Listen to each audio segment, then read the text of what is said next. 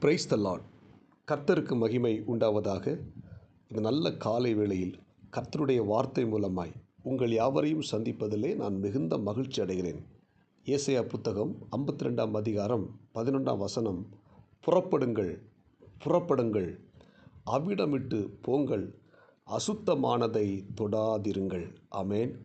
இந்த காலை நேரத்திலே தேவன் தம்முடைய ஜனங்களை பார்த்து சொல்லுகிறார், அசுத்தமானதை தொடாதிருங்கள் என்று சொல்லுகிறார், எச்சரிக்கிறார். இந்த இறைவார்த்தை கேட்கிற தேவனுடைய பிள்ளைகளே, இஸ்ரேல் ஜனங்கள் வனாந்தரத்தில் சென்று கொண்டிருந்த பொழுது தேவன் தம்முடைய ஜனங்களை எச்சரித்தார். நீங்கள் புறப்பட்டு போங்கள், ஆனால் அசுத்தமான காரியங்களை தொடாமல் இருங்கள் என்று சொல்லி எச்சரித்தார். எனவே தேவனுடைய ஜனங்கள் அசுத்தமான காரியங்களை தொட்டால் தேவ ஜனங்களுக்கு மிகப்பெரிய ஆபத்தும் மிகப்பெரிய இழப்பும் வரும் என்று சொல்லி தேவன் எச்சரித்தார். இஸ்ரேல் ஜனங்கள் வனாந்தரத்தில் புறப்பட்டு போகும்போது இந்த கர்த்தருடைய வார்த்தையை கேட்டுக்கொண்டு போன இந்த ஜனங்கள் எரிகோ என்கிற ஒரு கோட்டை, அந்த கோட்டை கிட்ட வராங்க. அந்த கோட்டை ஒரு பயங்கரமான ஒரு கோட்டை. அந்த கோட்டை இஸ்ரேல் ஜனங்கள் உள்ளே போக முடியாமலும் வெளியே வர முடியாமலும் ஒரு அடைக்கப்பட்ட ஒரு தடையாக இருந்தது. இப்பொழுது தேவ ஜனங்களுக்கு ஆண்டவர் வாக்கு பண்ணுகிறார், அந்த எரிகோ கோட்டை சுற்றிலும் 6 நாட்கள் 6 முறையும் 7ஆம் நாள் 7 முறை நீங்கள் சுற்றினீங்கன்னா அந்த கோட்டை உடைந்து போய்விடும் என்று சொல்லுகிறார். அந்த ஜனங்கள் ஒவ்வொரு நாளும் ஒரு முறை, அப்படி 6 நாள் 6 முறை அந்த கோட்டை சுற்றினார்கள். 7ஆவது முறை 7 முறை சுற்றி ஆர்ப்பரித்து எக்காளங்களை ஊதி கர்த்தரை ஸ்தோத்திரம் பண்ணி துதித்தார்கள். துதித்த வேளையிலே அந்த எரிய கோட்டை உடைந்து போனது. அந்த கோட்டை உடைந்து போய் ஒரு பெரிய வெற்றியை ஆண்டவர் ஜனங்களுக்கு கொடுத்தார். அப்பொழுது சொன்னார், நீங்கள் அந்த கோட்டை உடைக்கும் போது அங்கே இருக்கிற அசுத்தமான காரியங்களை தொடக்கூடாது என்று சொன்னார். அங்கே ஒருத்தன் ஆகான் என்கிற ஒரு மனிதன் என்ன செய்கிறான், அந்த பாபிலோனிய சால்வை, நேர்த்தியான ஒரு பாபிலோனிய சால்வை, அது மட்டும் இல்லாமல் 200 சேக்கால் வெள்ளி, ஒரு பொன் பாலம், இதெல்லாம் எடுத்து என்ன செஞ்சிட்டான், தன்னுடைய வீட்டின் பாளையத்துக்குள்ளே மண்ணுக்குள்ளே பூமிக்குள்ளே புதைச்சி வச்சுட்டான்.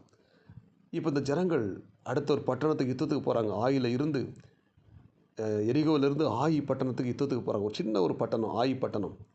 அந்த பட்டணத்தில் இவங்க படுதோல்வி அடைகிறார்கள். இஸ்ரேல் ஜனங்கள் 36 பேரை அந்த ஆயி பட்டணத்து மனுஷர்கள் கொன்று போட்டார்கள். ஒரு பெரிய தோல்வி அடைஞ்ச உடனே யோசுவாவுக்கு ஒரே குழப்பம். ஒரு பெரிய பட்டணத்தை நம்ம ஜெயித்துட்டோம் எளிதாக, ஆனால் எளிதாக ஜெயிக்கக்கூடிய இந்த ஆயி பட்டணத்தில் நம்ம தோல்வி அடைஞ்சிட்டோமே என்று சொல்லி இவன் என்ன செய்கிறான், தேவ சமூகத்தில் முழங்கால் படித்து விழுந்து கவர்ந்து கிடக்கிறான். தேவ சமூகத்தில் விழுந்து கிடக்கிறான், அழுகிறான், ஆண்டவரேன்னு சொல்லி அழுகிறான்.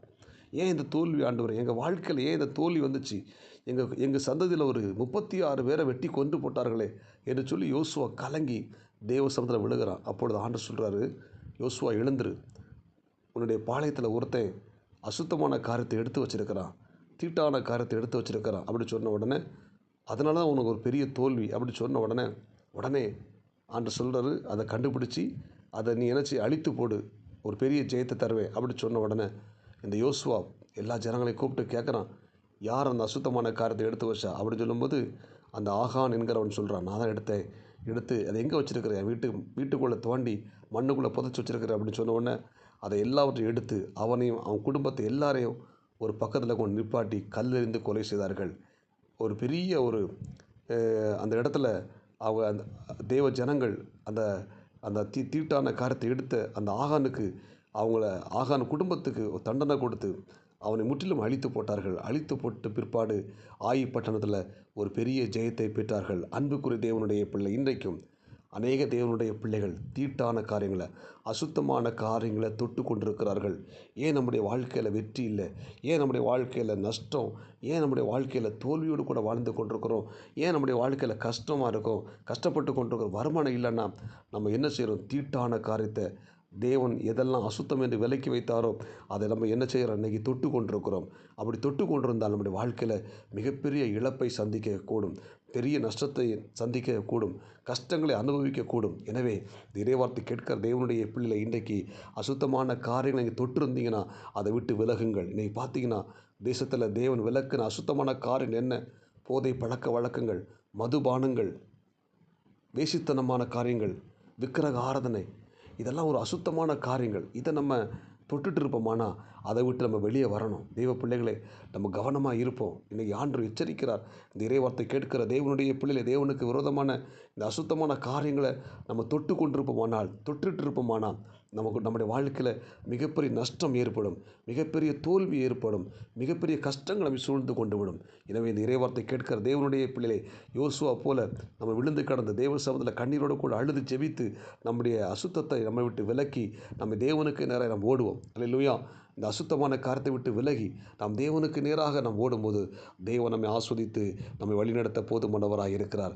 இந்த இறைவார்த்தை கேட்கிற தேவனுடைய பிள்ளைகளே, அசுத்தமானதை தொடாதிருங்கள், போதை பழக்க வழக்கத்தை தொடாதிருங்கள், மதுபானத்தை தொடாதிருங்கள், வேசித்தனமான காரியத்தை செய்யாதிருங்கள், விக்கிரக ஆராதனை செய்யாதிருங்கள், அசுத்தமான காரியங்களை தொடாதிருங்கள்.